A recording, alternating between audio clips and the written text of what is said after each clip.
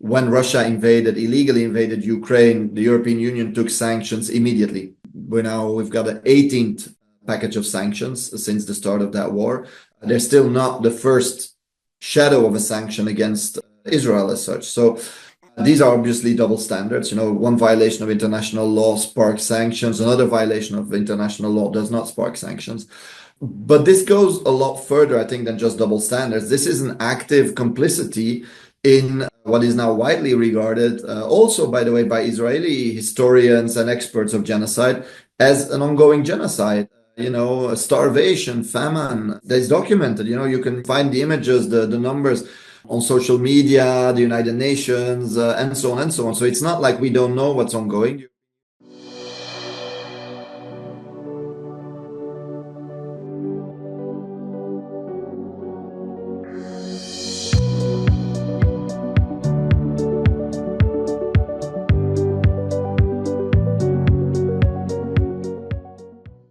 Hello and welcome to Global Majority for Peace. I'm Ileana Chan and my co-host is Fiona Edwards. Every week on this podcast, we discuss with special guests from across the world our mission of building a global movement to promote peace and challenge the US-led war drive against China, Russia, and countries in the global south. We will be posting the first 30 minutes on YouTube, but you can get the full episode on Patreon by just becoming a patron. You can even become a free patron, but whatever you decide to do, please help us by sharing or commenting or engaging with this video. Also, the audio podcast is available every Saturday on Spotify, Amazon Music, and Patreon with a transcript. So today we're really excited to introduce a very special guest who is a member of the European Parliament, and his name is Marc Botenga. Welcome, Marc. As I said, Marc is a member of the European Parliament and is the first elected representative in the European Parliament on behalf of the Workers' Party of Belgium. We're really delighted to have you join us today, Marc. Thank you very much for the invitation. Thank you so much for coming on Global Majority for Peace, Marc. We like to begin each interview on a personal note. Could we start with you telling us about the origin of your politicization? Was there a particular incident that has led you to your worldview? I'm not sure. I don't think there was one specific incident that just opened my eyes. I know some people have that. I think it was more something gradual, where you kind of there's a number of battles ongoing, things you're seeing in your environment, or I don't know. I'm thinking it was a factory closing at the time, many years ago when I was still a high school student, basically, but which had a big impact on public debate. And you had the workers' resistance at the time, which was very impressive, saying, we're not gonna let this factory go.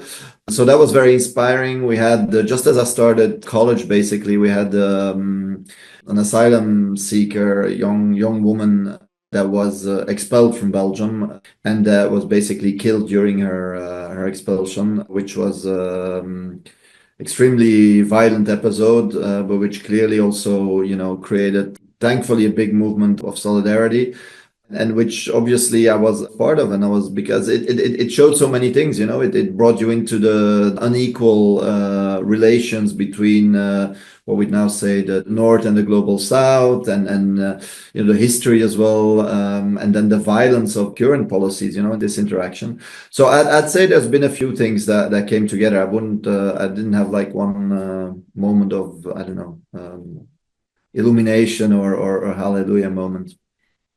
Excellent. Well, just carrying on with a personal note, I mean, you've been a very outspoken critic of Israel's brutal genocide against the Palestinian people in Gaza over the past 2 years. And just in terms of the global resistance to this genocide, we wanted to start with a new and potentially optimistic development, because last week there was an emergency summit of the Hague Group, which was hosted by Colombia and South Africa in Bogota. And this saw 12 nations agree to 6 concrete steps which seek to break the ties of complicity with Israel's campaign of devastation in Palestine, and that's a quote. So we'd like you to sort of share your insights really on the significance of these measures.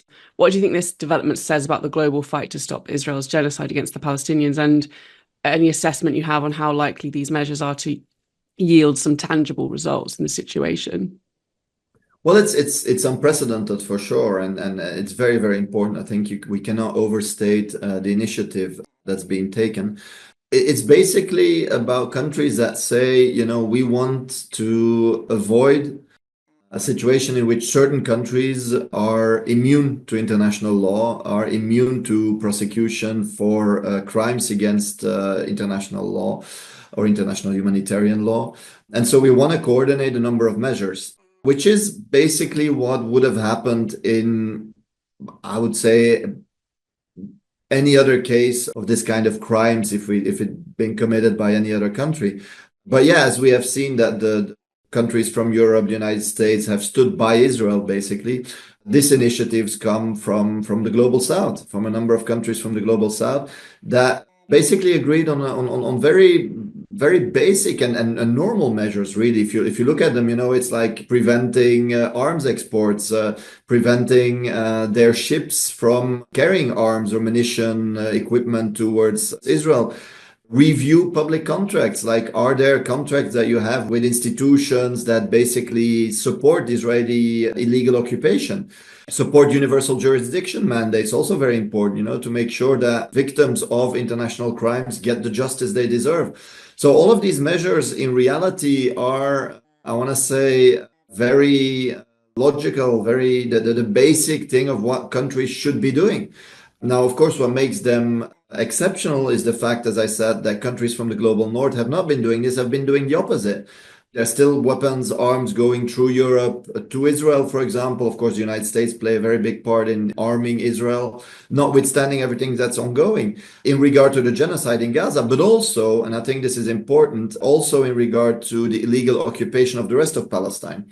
Because this, the International Court of Justice confirmed summer last year that the occupation was illegal, and that this was followed up with a United Nations General Assembly resolution. So basically, the conclusion is that Israel needs to, stop this occupation.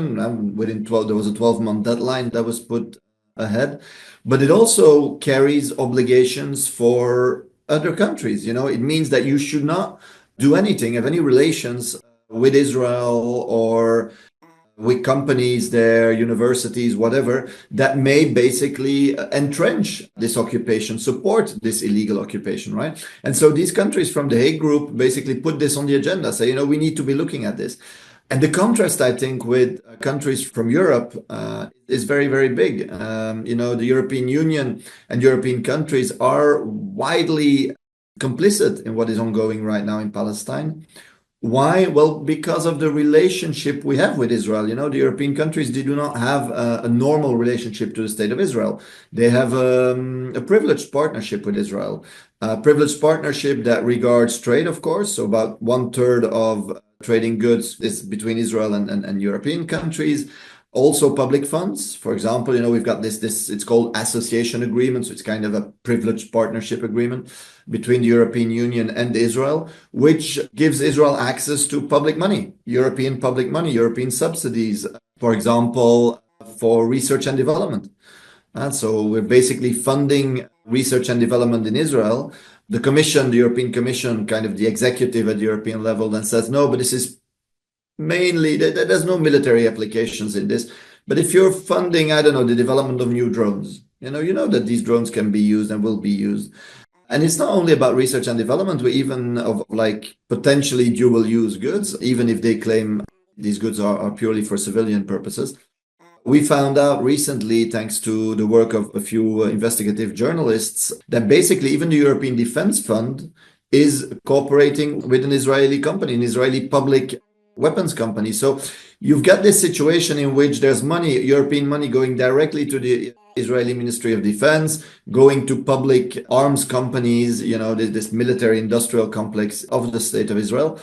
And the European Union is not doing anything about it. They have the opinion of the different opinions really of the International Court of Justice. They even have their own assessments. I think that is important to say that European diplomacy itself, the diplomatic services, they made their own assessment of what's ongoing, and they obviously speak about massive human rights violations. The European Union so acknowledges that there's massive human rights violations. Obviously, it would be very difficult to claim the opposite, but then does not act. They say, yes, we said human rights were a precondition for our relations with Israel within this agreement. But now that we see that Israel is not respecting human rights, we're not going to do anything about it. And so I think this is extremely, extremely important because it really comes to show that between the words, the rhetoric of, universal human rights, international law, we will apply that to all, and acts of, well, at least double standards. But double standards is, I think, at this point, we started speaking about double standards because when Russia illegally invaded Ukraine, the European Union took sanctions immediately. We've got an 18th package of sanctions since the start of that war. They're still not the first shadow of a sanction against Israel as such. So these are obviously double standards. One violation of international law sparks sanctions. Another violation of international law does not spark sanctions. But this goes a lot further, I think, than just double standards. This is an active complicity in what is now widely regarded, also, by the way, by Israeli historians and experts of genocide, as an ongoing genocide. Starvation, famine, that is documented. You can find the images, the numbers on social media, the United Nations, and so on and so on. So it's not like we don't know what's ongoing. The European Union even acknowledges in internal reports what's ongoing, but doesn't want to sanction Israel. So I think, to come back to your initial question, this shows how the global south, or these countries at least, are able to lead a dynamic. And this is extremely important if we look back at history. If we look at, for example, the role played by also global countries from the global south in the fight against apartheid. So this is really, that is why I wouldn't underestimate it at all. On the contrary, and I know it's not been given the attention it deserves in Western media, in European media, but I think at a global level, this initiative is extremely crucial. I'm wondering about your insight into this and into the dynamics at play in Europe itself. As yesterday we did have, on the 21st of July, there was a bit of a statement, sort of a statement that didn't really offer any tangible action, but it was a statement nevertheless from 25 different countries in Europe, basically being against Israel, I guess, against the genocide in Palestine. Also, earlier, a few weeks ago, the European Union had the opportunity to vote on whether or not to suspend the EU-Israel Association Agreement, and ultimately they chose not to. So can you explain what the dynamics are at play? Like, is there a rising sort of pushback on the genocide? Are you seeing that? Like, you have been, of course, pro-peace, pro-Palestine, speaking up for this cause for a while now, but are you seeing any shifts within Europe? Well, I think there's been a massive shift, and in order to understand that, there's been a massive shift under pressure from public opinion. So basically, public opinion's been mobilizing very largely. Like if we would compare the demonstration at the beginning or a few years ago with the demonstration you've got now on the streets of Europe, that is a massive increase, because people see it. It's not about being pro-Palestine, or it's about basically, refusing genocide, defending international law, defending justice, opposing ethnic cleansing, and these are basic things that our governments always claim they stood for. And they very blatantly show right now that they're not standing for that. And so people see this, and people have been coming out in record numbers. We've seen the biggest demo in Belgium. We've seen first 100 and 150,000 people in The Hague. In Italy, over 300,000 people, and France and Spain, and so on and so on.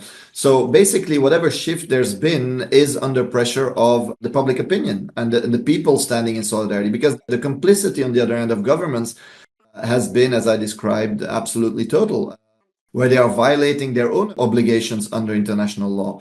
Now, the statement you mentioned, which I think is an interesting statement, you have a number of countries, 25, almost 30 countries coming together from, let's say, mostly the Western bloc, mostly European countries, saying, we want the ceasefire, we want more humanitarian aid, you shouldn't be killing civilians, this kind of things. But contrary to what we were discussing on the Hague Group, there's no concrete measures attached to it. So it's like they're basically acknowledging what's going on, so they can't claim they don't know. They're not even claiming, falsely claiming, we don't know, we're not sure, we need more research and whatever. No, they're saying, we're seeing a number of things, but they're not attaching to that any measures. The letter basically concludes something like, yeah, we stand ready to assist in having a ceasefire or whatever. But once again, no other country could get away with this and not be sanctioned in any way at all. And not even, sanctions is one word, but we're basically talking about suspending a privileged partnership. It's the basics, like not exporting arms, for example. The EU has a common position on arms exports. There's an international treaty on arms trade, and all of these texts, they would all require for European countries to no longer export arms to Israel under the current circumstances. That is very clear, so I think this letter you're quoting is kind of the illustration of what's wrong. It's like, okay, we'll get some words because we're under pressure of our own public opinion. And we've seen that inside the European summits as well. There have been different summits. The first one came just after massive demonstrations in different European countries. So they postponed the decision. They're like, no, we need more elements. We need more, see what we can do. And then they had one, I think about a week ago. And that said, well, we're not going to take any sanctions against Israel because we've got a deal. First, they said we have an agreement. Then they said we have an understanding with Israel that more humanitarian aid will go in. And if Israel does not respect this agreement or this understanding, then something might happen. But nothing happened and people are dying. We saw the statement from the journalists of the French press agency, AFP, saying, the lost journalists in Gaza might starve if we don't have immediate action. You see the images. So this is the shift. These words have evolved rather impressively in some cases for certain countries, thanks to the mobilization of the people. That is really, really important. And this gap between the humanity and the solidarity that many Europeans have shown with the Palestinian cause in general, and then here the fight against genocide in the specific case here, is putting pressure on their governments. So that is important, but their governments have other interests, so there's reasons why they keep on supporting Israel. Just to kind of follow on from that, just a kind of extra question is just, do you think like with the timing of it, you have this big initiative from the Global South essentially a week before with really concrete steps. Do you think that kind of those initiatives that have been taking place from the Global South to kind of hold Israel accountable have an impact in European politics and the global North, as well as these like mass mobilizations as well? Absolutely, for different reasons. Part of, for example, specifically Europe, the United States have done that as well. They've always tried to claim their policy. They were the bearers of values they had this like moral high ground kind of thing. Like we stand for international law, we stand for human rights. Arguably, the European Union did this more than the United States because, they very often couldn't rely on as much hard power. So they needed the soft power and saying, no, guys, we're the nice guys. We're, the Americans, they might do this, that, but we're the good guys. And now this is collapsing. This image is collapsing. EU soft power is collapsing. And this is something that's been ongoing for a few years already. EU leaders, when they went abroad, even before the current war on Gaza, so even before October 2023, when they went abroad, very often they were looking for support for Ukraine, for example. So they wanted countries from the global south to either adopt sanctions against Russia or to say, okay, we'll deliver arms to Ukraine, these things. So EU diplomacy was very active in worldwide, basically, to convince countries to join this war, Russia and sanctions on Russia or arms deliveries for Ukraine. And very often, they told me, they got the rebuke from countries from the global south by saying, guys, yes, you're speaking about international law, you're speaking about sovereignty, but why do you care so much about sovereignty and territorial integrity for the Ukrainians, but why don't you care at all for the Palestinians? And so these double standards we were alluding to earlier, they were already basically undermining any diplomatic credibility the Europeans or soft power the Europeans had very carefully constructed. And so when you see then that the global south is basically not only saying you are losing credibility or you have lost all kind of credibility in regard to your proclaimed values, but moreover is taking the lead in saying we demand respect for international law. We demand that, there's a universal application of these principles.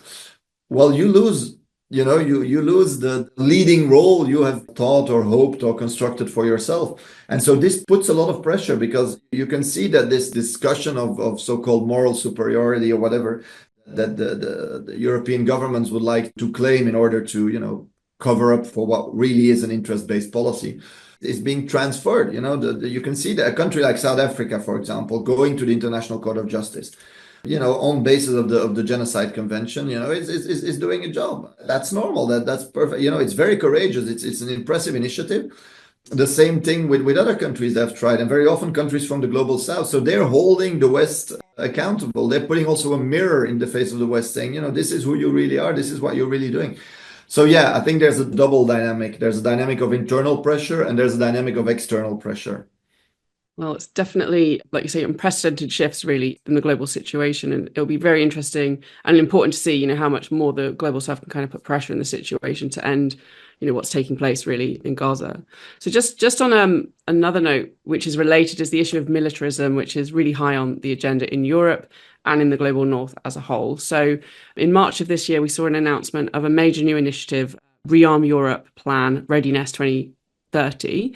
And this was followed by the NATO summit in June, which agreed to boost military spending to 5% of member countries' GDP by 2035. So that's quite a huge number, actually.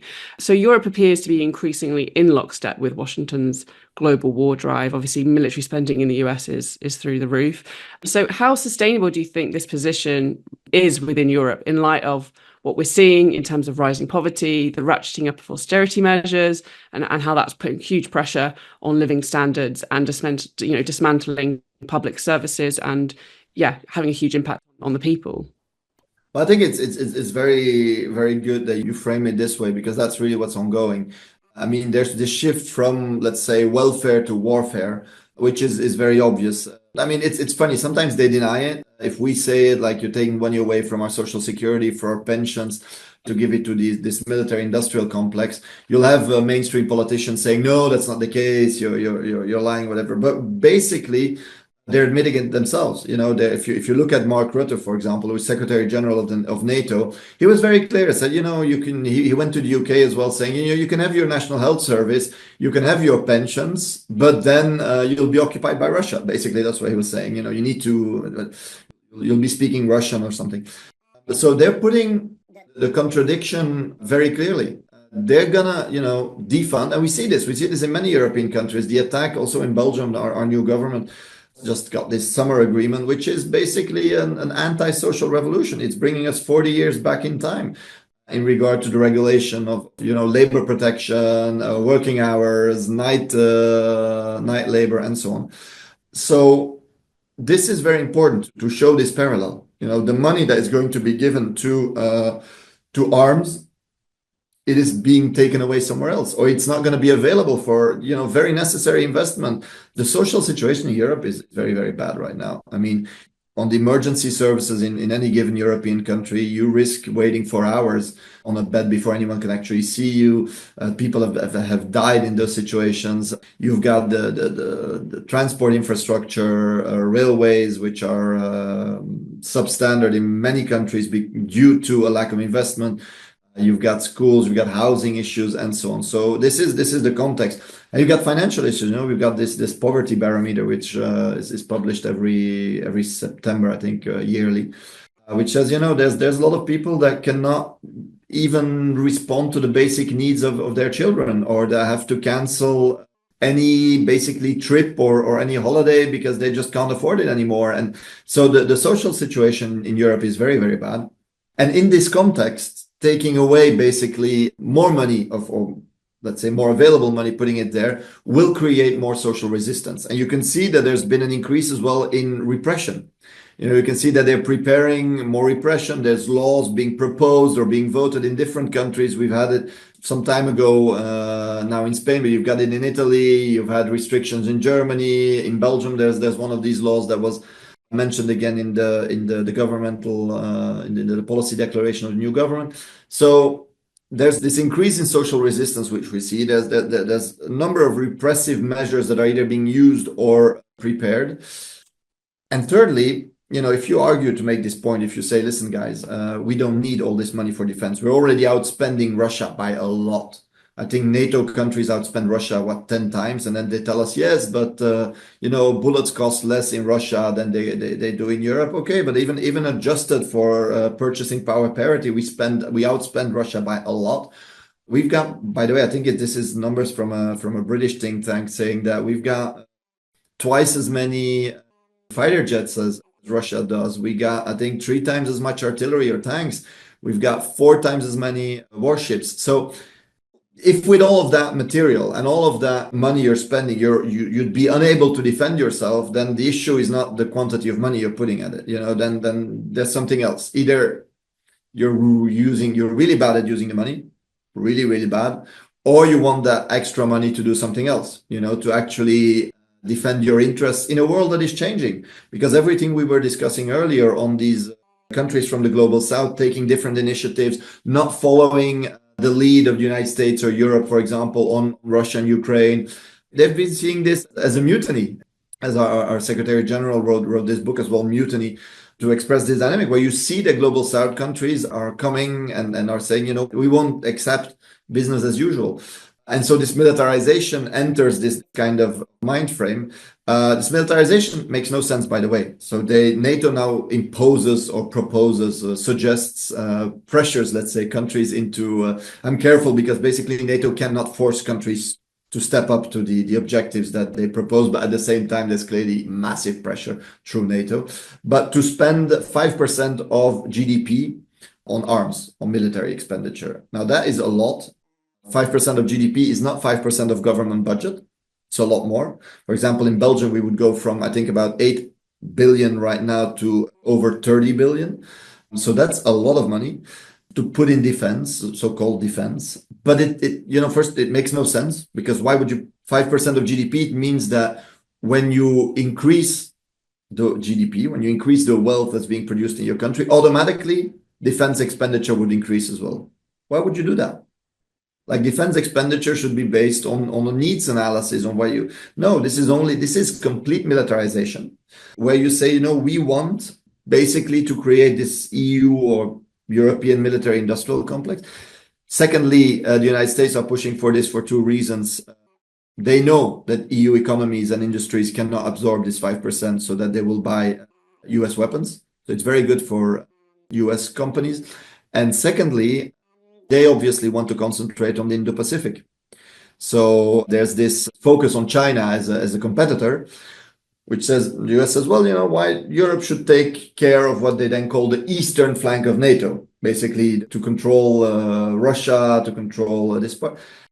And this way, the US will be able to shift its attention to the east. We've seen, by the way, that US diplomacy has already gone to many countries in the Asia Pacific saying you as well should be spending 5% of your GDP. Look at what the Europeans are doing. They said this before officially the decision was taken within NATO, by the way. But so, I think the social impact will be massive, but the societal impact will be massive as well.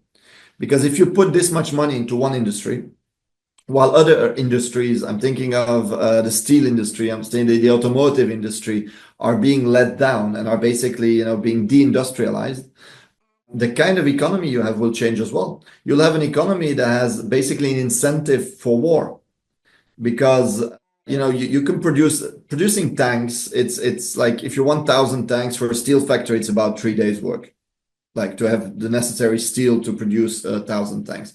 Now, if you don't use those tanks, you're not going to produce more.